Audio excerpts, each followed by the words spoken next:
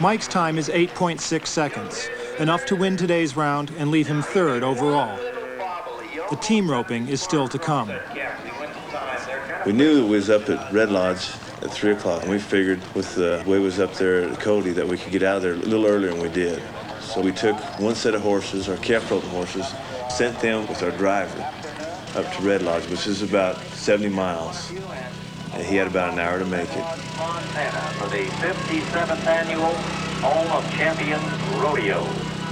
As soon as we got in team roping, we had a Cadillac waiting at the rodeo grounds for us. Then at the airport, we had the plane waiting, and we figured if we cut it just right, we could make it. July weekend, you'll find the Cowboys are busy. At Red Lodge, cowboys are still coming in from all over the West as the bareback riders warm up.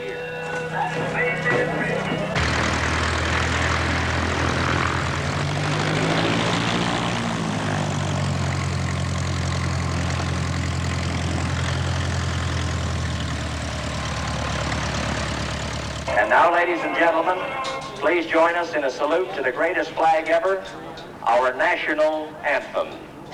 Oh, say does that star-spangled banner yet wave?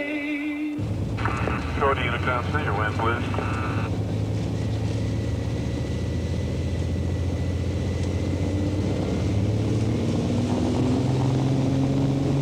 260 degrees at 20 to 24 knots. And here is one of the real tough cowboys right here. Mike and Dee are in the air, but they have no way of knowing what's going on in Red Lodge. This is the greatest gamble of the day. The flight should take about 20 minutes, but the weather is closing in over the Rockies, and it looks like they're in for a rough ride. Texas. Here he is right here, David Bowen. Yoakum, Texas. 1-2 in the tie. There's no messing around in the calf roping today.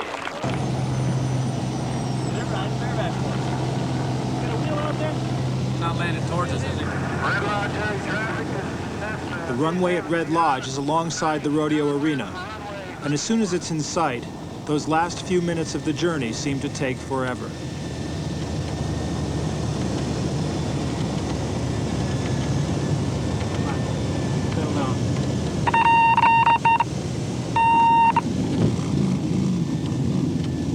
Can you spin it and hustle back up the other end as quick as you can? Maybe as necessary, and the result could be a broken barrier. But this cowboy tracked the calf farther than he'd like to have, but soon... I think we missed the calf rope. Most of the time, we spend a lot of money trying to get there, and you don't make it. You're at the expense of getting there. Plus, if you're in a performance, you get fined $25. Plus, you have to pay your entry fees, too. Right here at work, if you can just get off the run right. That makes it so if you enter rodeo, you're darn sure trying to get there. What happened, see, the rodeo was different this year, and they run it quicker than usual. Go ahead. You just said he wasn't. I just said he's not here. Give him 3 calls anyway. Somebody else might make it. 90% of rodeos, they start out with their bareback riding and then rope calves. Well, this rodeo, they had half the bareback riding, then the calf roping, and then the rest of the bareback riding. That 15-20 minutes right there could have cost us from making it or not. We didn't make it, and shoot, that's a good rodeo. How many? 2 or 3 ropers all made it? These guys quit following me around. But it isn't over yet. Their horses have arrived by road, and they must now prepare for the team roping, the event in which they were world champions in 1984. Having missed their steer at Cody, they'll be pushing themselves even harder at Red Lodge. The first problem for Dee is the barrier string. This is stretched in front of his horse to make sure the steer gets its designated head start. If he can, he'll watch how the other riders are going first. Bill Hitter. All right, picks up 1 foot, that's a 5-second penalty. Mike, the heeler, doesn't have the barrier in front of him, but their run can be made or broken by Dee starting too soon or too late. If his horse goes too quickly and breaks the string, they get a 10-second penalty. Since a winning time can be less than 6 seconds, he can't afford to be late either. After that, it's pure teamwork.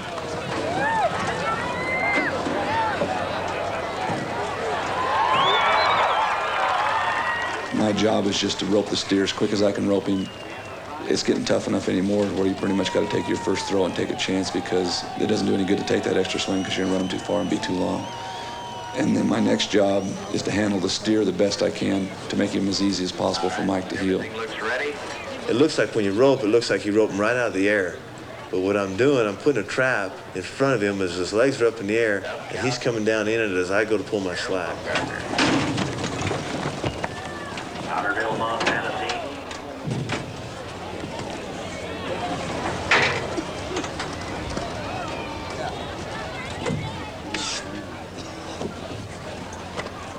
Mike and I practiced that over and over and over and over. In the last 3 years, our practicing has slowed down a lot because we're putting on so many schools in the spring. That used to be our practice time. But there for 3 or 4 years before that, you know, we'd run sometimes 100 steers a day, you know, practicing for 3 or 4 or 5 days in a row before we had to go to the rodeo on the weekend. You know, and that helps. You know, you get to where you put yourself in enough make-believe situations that when you get to the rodeo in the real situation, you can handle it. Will be next up, Mike Beers and Dee Pickett. Here's one of the top teams, went to the national finals last year. They've roped together for many years. Dee Pickett, of course, a couple of years back, won the coveted title of all-around champion cowboy. World champion, the PRCA. In the seconds before the steer is released, all distractions are blocked out. The pressure is on to win. Grandstand. All right, our team's ready. They're looking at their steer, but I think we're bending the barrier straight. Jake Barnes, Clay Cooper out of the lead, 5.4.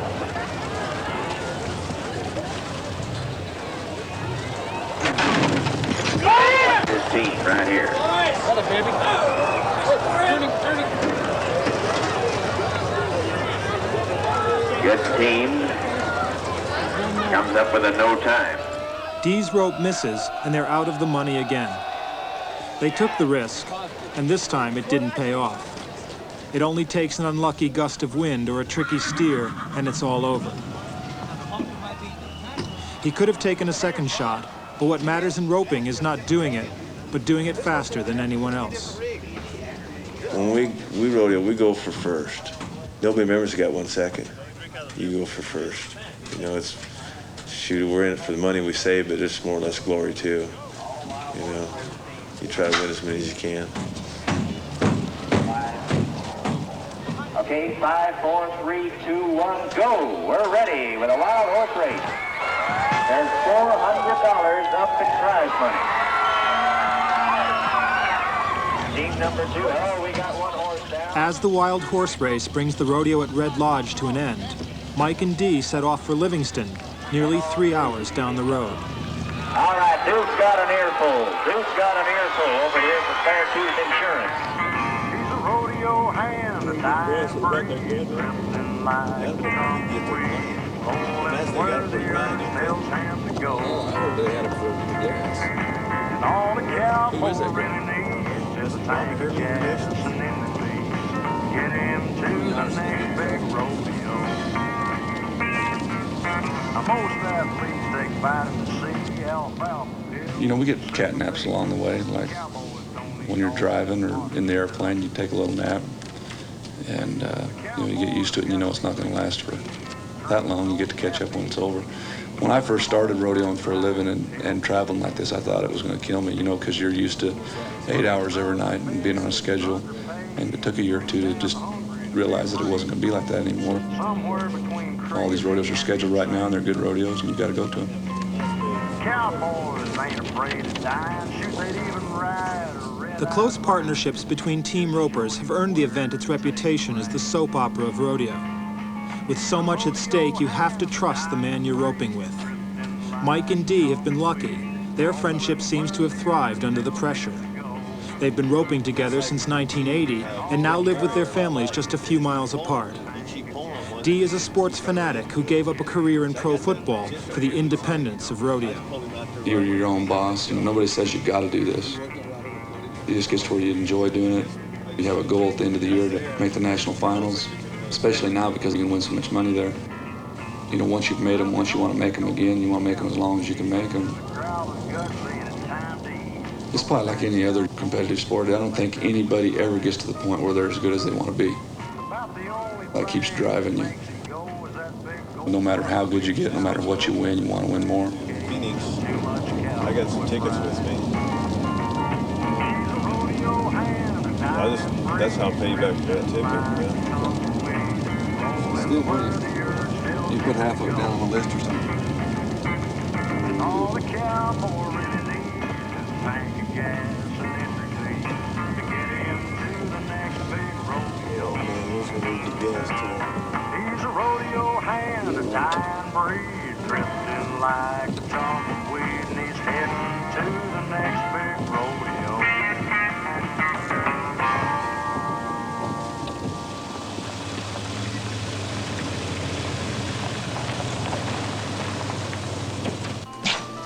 What's on these things? Beer.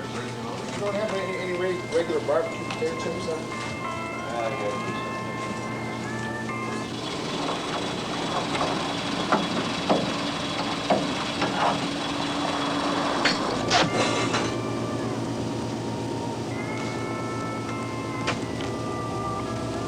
This is good for you, isn't it? Sure. Eat it all at once. After 4 straight days on the road, it's getting hard to remember the last time they had a decent meal. The 2nd of July. Yeah. 2 days ago, we went to Sizzler and ate. It had, pretty good meal. That's about our last, real good meal. Just eat when you get hungry. There's not no really, most people are set on a schedule 3 meals a day. Just when we get hungry, we'll eat. And, if you're winning good stuff, a lot of times you're not really hungry.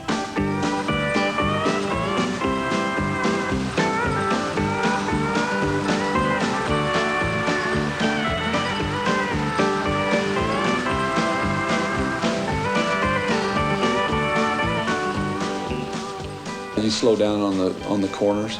If you don't, you pretty soon you'll have your horse scared to ride in the trailer, and he'll fight the trailer on the corners. Sometimes you got to drive fast, like you saw today, but you got to slow down on the corners no matter what. We make it as comfortable for them as possible. Like we unload those horses every 4 to 5 hours, let them out, give them a drink of water, let them stand, because they're moving all the time in that trailer.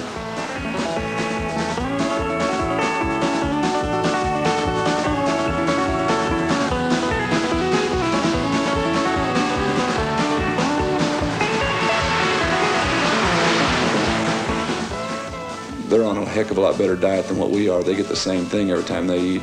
And they get it fed on a schedule. Even if it's in the trailer, they get fed pretty much the same time every day.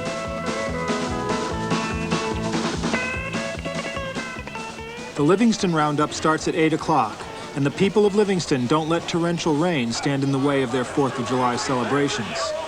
This year, as ever, they begin with the wild horse race.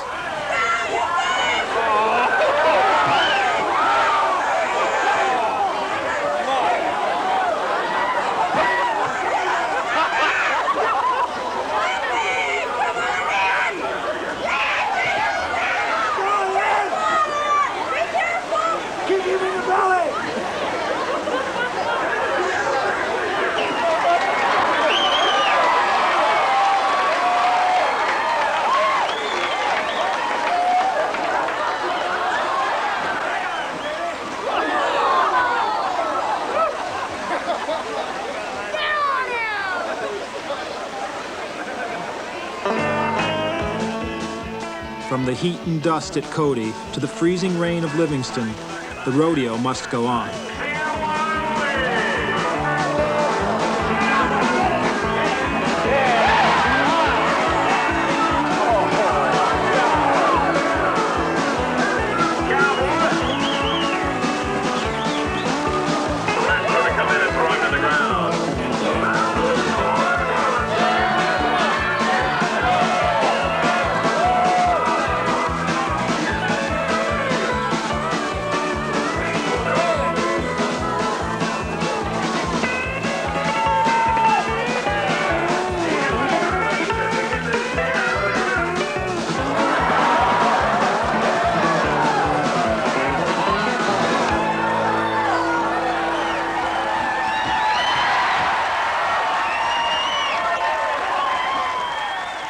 It's 10 o'clock and finally time for the team roping.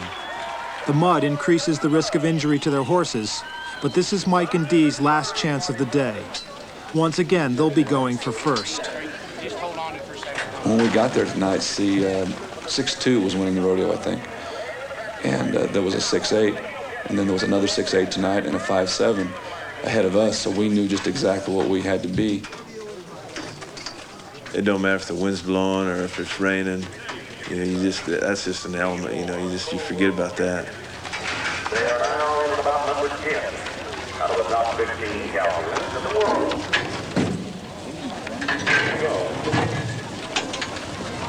Mike Beard, Dee Pickett.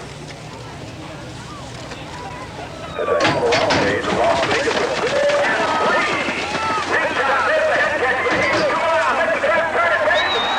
Tonight when I turned into the steer, I couldn't really see out of my right eye, but the shot worked. We won. That's what it's all about. You know, you take chances in any kind of business.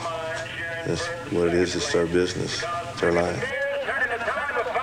There's so much travel and so much wear and tear and everything, but what I tell people is if I did something else for a living, I'd rope for a hobby.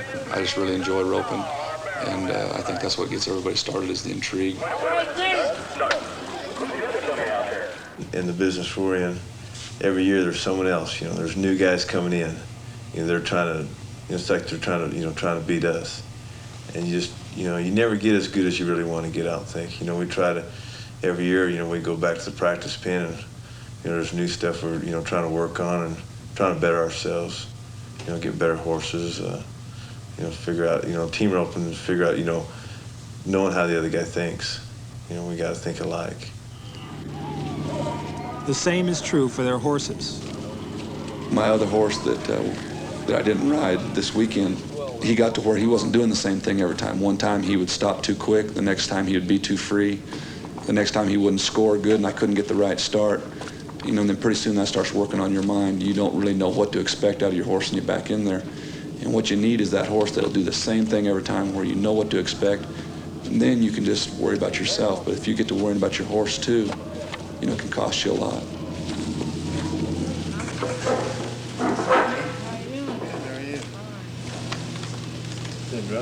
Oh, I was. 822. If you want to sign the whole thing, you can have your check. Yeah, sign that. You need some money. It's been a decent week for us. We've both won quite a bit roping calves. We've won a little less team roping than usual. But you know, it hasn't been that bad. We got 3 or 4 more chances. It could end up being a pretty good 4. You know, as far as we've already, you know, made some money above our expenses and everything, and now whatever we win from now on, you know, will be profit, and it should be real good. You know, it should be pretty good anyway. We've had better force, but we've had worse. $822.56 each is some reward for not being able to remember the last time you slept in a bed.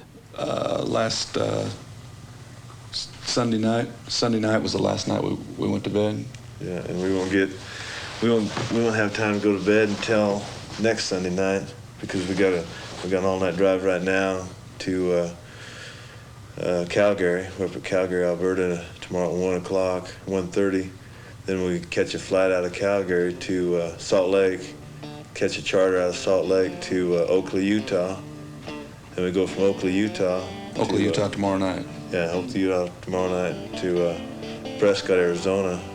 For the next afternoon, we'll drive that ourselves. It's about 500 or 600 miles. It'll be an all-night drive. Get there just in time to rope again.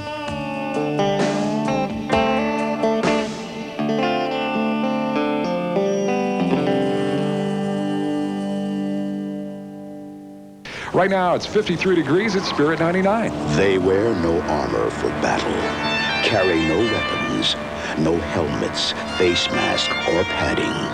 Into lonely arenas, these champions come alone.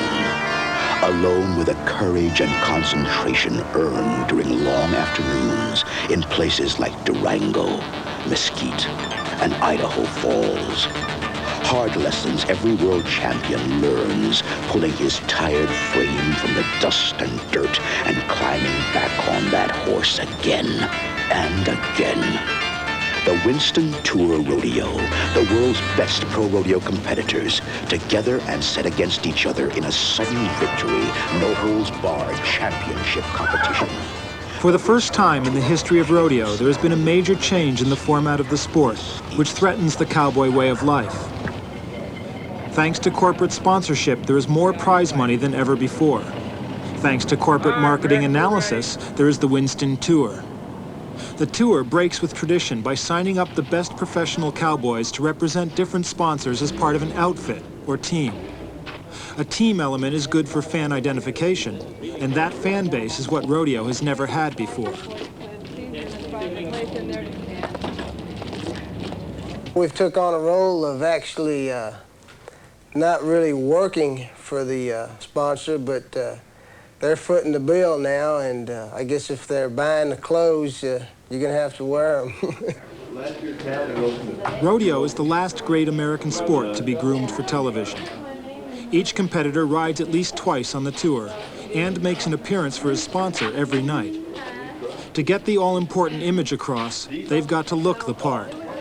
The free shirts are in the traditional style, and a form of advertising the cameras can't miss.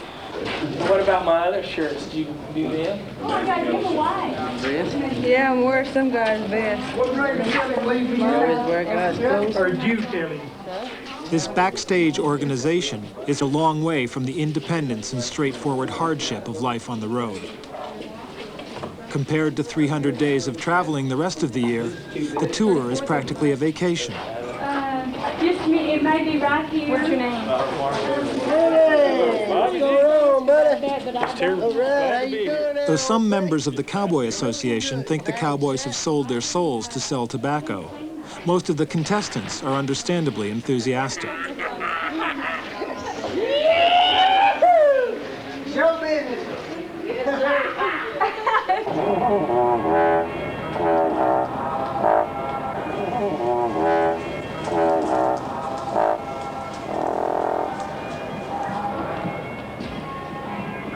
Well, I used to ride bareback horses, and when these big commercial sponsors got involved, Coca-Cola being out of Atlanta, they really didn't know the sport or who to draft, so they hired me to help them draft the contestants. We looked for the best available athlete, the younger side of the spectrum, to be identified with Coca-Cola, and obviously clean-cut all-American kids.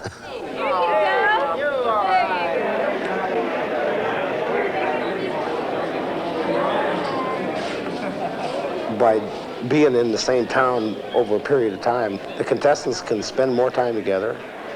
I think they really enjoy that new concept about the shoot pass area where the fans get to come and meet the contestants. In the past, any cowboy would just fly in, get on his bareback horse and be out of the rodeo, be there maybe an hour and flying on to another rodeo. We still have individual rodeo that's just where you can go anywhere you want to go anytime, not be on a team, you know. But this is a different concept. I think it's the best thing that's happened to the rodeo business since Pinto Beans myself. Be sure and holler during the barrel race now.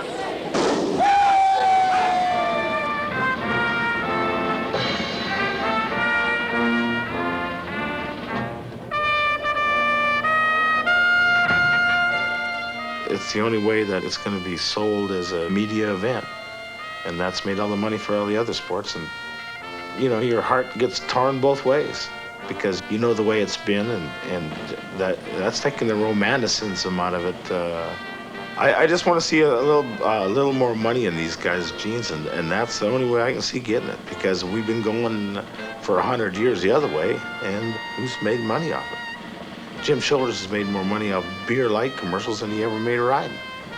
And R.J. Reynolds is not going to be in there unless there's television. And those are the facts of life. And we can go back home and ride broncs in the backyard, or we can go the other way. So you want to sit back there and play that old guitar on the ranch, or do you want to get rich? And you got young guys like Appleton. They're in it to make some money. and hopefully get spin-offs. I can remember my mother when I told her, I said, Mom, I'm going rodeoing. She said, like bloody hell you are. Acknowledge that all important markup will. All right, Davey Appleton.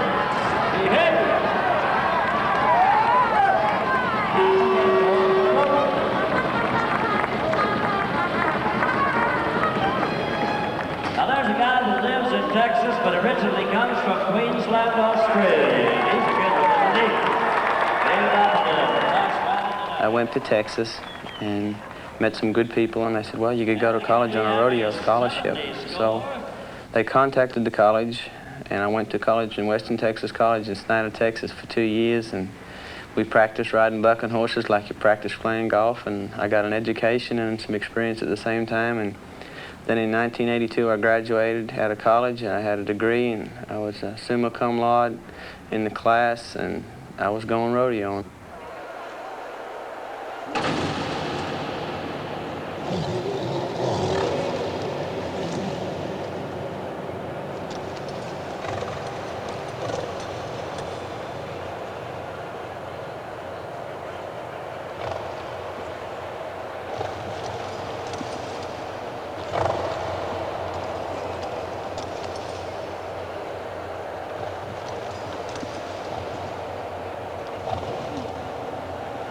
Well, I'm 26 years old now. I'll rodeo until I'm 30. Between now and then, I'll go and try and win as many gold buckles as I can.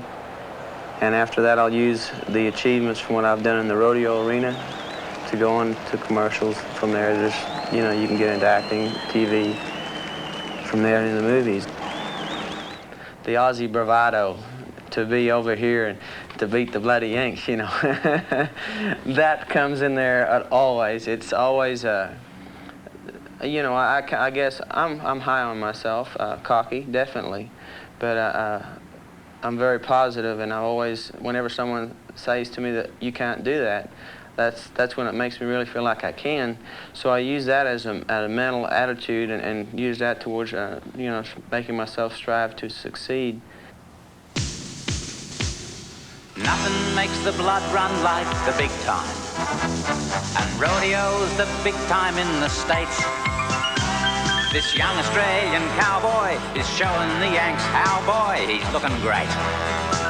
He wowed them all at Madison Square Garden, and in Washington the president was there. I did a commercial for Tooheys Beer. This drover from down under, good on you, mate. It's basically a pat on the back for being in a business where there's not much notoriety in Australia. Cunning Aussie Floyd. Aussie Floyd. They say he got his clues from riding kangaroos. How do you feel, Davy boy? How do you feel? I feel like a Tooheys. I feel like a Tooheys. I feel like a Tooheys or two. I'm a cowboy, I'm an athlete, and I'm a businessman, and good at it. Right now, you can see what few people will ever see. World-class competitors, champions, right here, going after each other in a sudden victory, no-holds-barred championship competition. The cowboy image has been used to sell everything from cigarettes to presidents. Rodeo is the sport of cowboys, and now it too is being put to work. The new breed of contestant calls himself an athlete and is learning to sell himself. Commercial endorsements may secure the cowboy's future, but the greatest reward of all is still success in the arena. Well, I'm 15 and I've probably earned close to $400,000 barrel racing. She is Charmaine James from Jolly Rancher Candy Company. 1360 on her first run. She won the Tour Championship as well as the World title last year. 15 years old, she broke this horse for barrel racing, did it all on her own. It's a horse called Scamper, and he has put a good act together with this cowgirl. 1344, good solid. I like the Winston Tours because if you can make it into the Wrangler round, there's really a lot of pressure, and I like that. I like being up there under pressure. Glenn Johnson, the horse taking a hard